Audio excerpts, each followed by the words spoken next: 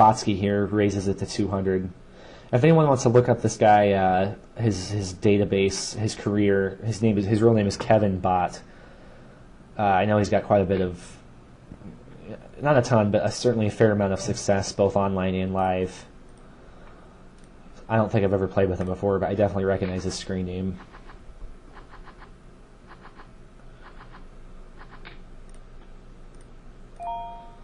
Call 50 cents here with Queen 5 suited, definitely from the small blind. That's kind of a habit of mine. I like completing the small blind quite a bit. See down here, the $3 rebuy is now on a 5-minute break, which gives me a little bit of breathing room. I might have the best hand here after it checks around, so I'm just going to go ahead and bet the pot. That's aggression is the name of the game. You know, if I'm not going to just sit here giving free card with second best pair. If it checks around one time, I'll just bet the pot. And if I get called, then I'll shut down. But see, in this case, I was able just to steal the $4 in the pot just by showing a little aggression. Fold that. Call the 50 cents here.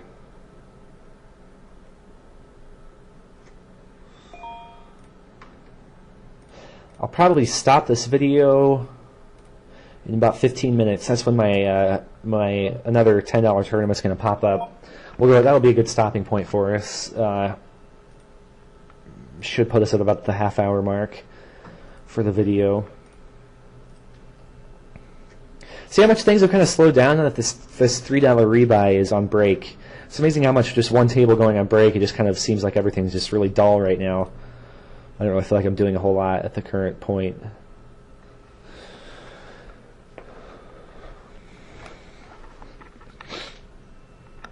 One of the things where I lose a little bit of EV with playing this many tables is I kind of lose getting reads on players.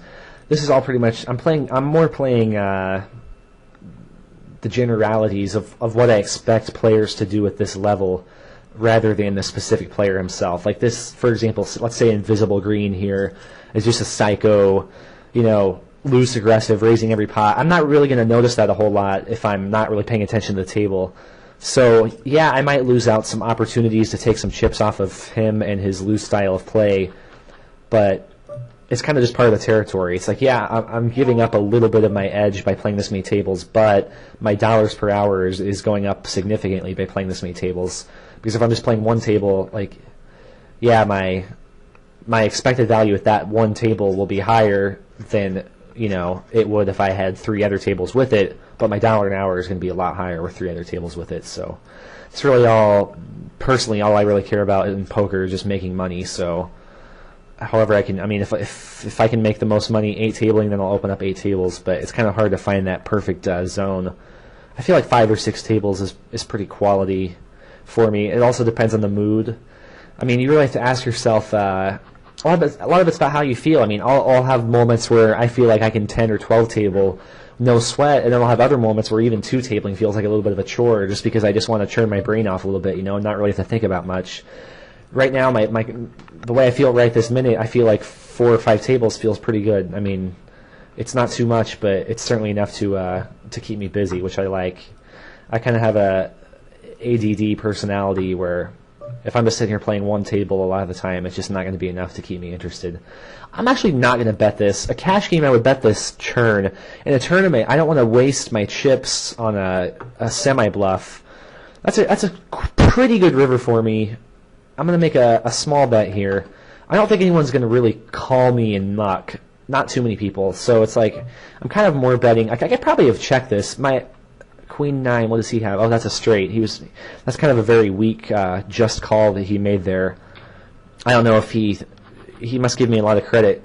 Must have thought I had the flush, obviously, but I definitely would have been raising myself in his shoes just because I bet so weak. If I had a flush there, I'm definitely going to bet more like 400 or 500. 300 is barely more than the minimum bet.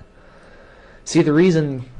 Let me go back and explain now that $300 bet is kind of a block bet of sorts that I made right there, because if I just check with my top pair queen kicker on that river, he's going to bet 400 or 500, then I'm going to be put to a decision. Do I really just want to outright fold that hand? No, I don't want to fold that hand. So I'll put a little bet up there where if someone raises, I can fold real easily. They might call with a worse hand and give me some chips, or they might just freeze up and just call with a much better hand like that straight. That's the beauty of a block bet. Go ahead and make it $4 here with the pocket tens. As you can see, this this $10 rebuy, look at the last pots, 80, 50, 20, 60, 50. Anybody who plays this tournament regularly knows that that's very unorthodox. Normally this tournament, the average pot in the first hour is going to be well into the thousands, and right now it's pretty small. Here you just saw I just made a standard continuation bet with my tens. I mean, you really have to have the confidence to make that kind of a, like here, I raised with tens and someone called and the flop came queen, low. If you can't always just check because there was an overcard on the flop. I mean, there's almost always going to be an overcard on the flop when you have pocket tens. So you have to get into the habit of just making continuation bets, and you would be really amazed at how often everyone will fold. I'm just going to go ahead. This is tough. This is like a fold. Do I raise standard? Do I go all in? With it being 10-minute levels and things are moving on a little faster, I am going to go ahead and bet all in. I think you can make a case for that not being a good play, and obviously in this particular hand it worked out okay. But if anyone wants to make a threat about that push right there, I think you could probably convince me that was a bad push. It was close either way. It kind of depends on the ranges of hands I could expect the others to call with. I'm actually going to copy paste that hand into a notepad file. Then later on tonight I kind of like keeping a notepad file of hands that confuse me mathematically. Then later on tonight I'll open up like PokerStars or one of the other mathematical programs and kind of figure out if that was a good play or not, and kind of learn from some hands that confuse me.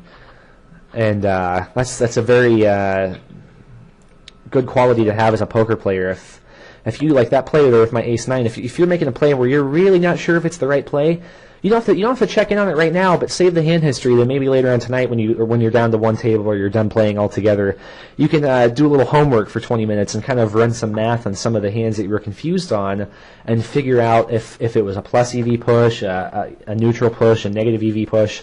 So that way, the next night or whatever, when it rolls around again, you have a little bit more of a grip on what you should do in that situation. If I had to guess, I would say that I will probably find out that was a marginally negative expected value push. But then again, it's like I don't really just want to outright fold it either. It's just kind of one of those weird hands. I'm just guessing, though. I might come to find out that was a good plus EV push after I put the opponents on the ranges of hands that they would have called with.